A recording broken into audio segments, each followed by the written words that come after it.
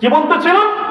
তখন ওই লোকটা বলতেছে, আমি তো আলেম না, কিন্তু আলেমদের সাথে ঘুরে ঘুরে কিছু শিখছি। তাহলে ঠিক আছে, নিয়ে যাও, তোমার বাবার জানাজাটা আমি দেখি পড়াইতে পারি কিনা। মুসলমান ভাইরা আমার,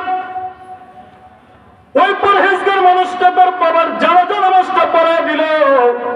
পড়ায় দেওয়ার পরে এবার জানাজা নামাজ যখন পড়ায় দিয়ে এবার ডাকতে বলতেছে, ভাই গো, আমার তো কর্ম আছে, আমার তো হবে, যদি আমার দেরি হয়ে যায় তাহলে তো আমার চাকরি থাকবে না, আমি চলে যাই। ছয় ভাই যা হাতে পায়ে ধরে ডাকতে বলতেছে, না গো ভাই, তুমি যেতে পারবে না, আমার বাবার লাশটাকে তুমি দাফন করে তারপরে চলে যাও। মোহতারাম দোস্ত বুজুর্গ, দাফন করার জন্য বললেন।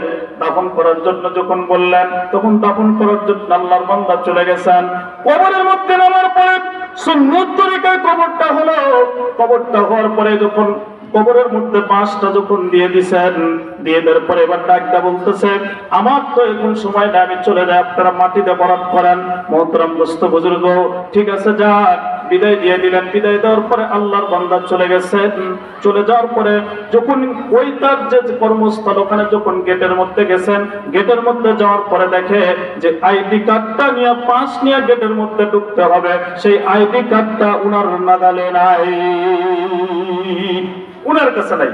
উনি ভাবলেন, তাহলে ওই লাশটা আমি কবরস্থ করেছি, অবশ্যই ওই কবরের মধ্যে হয়তোবা আমার এই আইডি কার্ডটা পড়ে গেছে, অতএব তাড়াতাড়ি করে যায়। এখন পর্যন্ত ওরা হয়তোবা কবরকে ছাড়ে নাই, দৌড়ে আসছে। আসার পরে ডাকতে বলতেছে, ভাই গো, তোমরা কবরে তো মাটি দিচ্ছ, মাটি আর দিও না, আমার একটা জরুরি কাজ এই কবরের মধ্যে পড়ে গেছে। কথাগুলো খুব ভালো করে বুঝবেন। এই কথা বলার পরে বলতেছে, ভাই আমরা তো কিছু বুঝি না, কবর যদি খনন করা যদি জায়েজ থাকে তাহলে আপনি খনন করেন। বলে, আমি জায়েজ না জায়েজ তো আমি কিছু বুঝি না, আমার আইডি কার্ডটা লাগবে, সেজন্য খনন করতে হবে।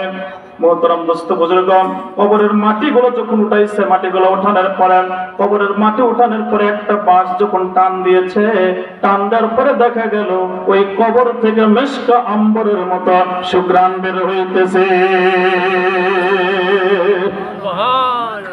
লোকটা ডাকতে বলতেছে, বন্ধুরা, তোমার বাবার কবর থেকে যে ঘ্রাণ আসতেছে, সুঘ্রাণ, আমি জান্নাতের নমুনা তোমার বাবার কবর থেকে আমি পাইতেছি। তাহলে কি করা যায়?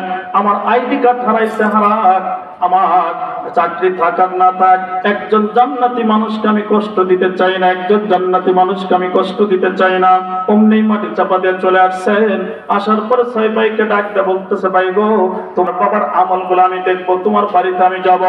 মুসলমান বন্ধুরা, সন্তানেরা ডাকতে বলে, হুজুর, আমরা কোনো আমল আমার বাবার আমরা দেখি নাই, কি করছে না করছে এটা বলতে পারবো। আমার বাড়িতে আমার একটা বোন আছে, বোন বলতে পারবে, বোন তো সবসময় বাড়িতে থাকে।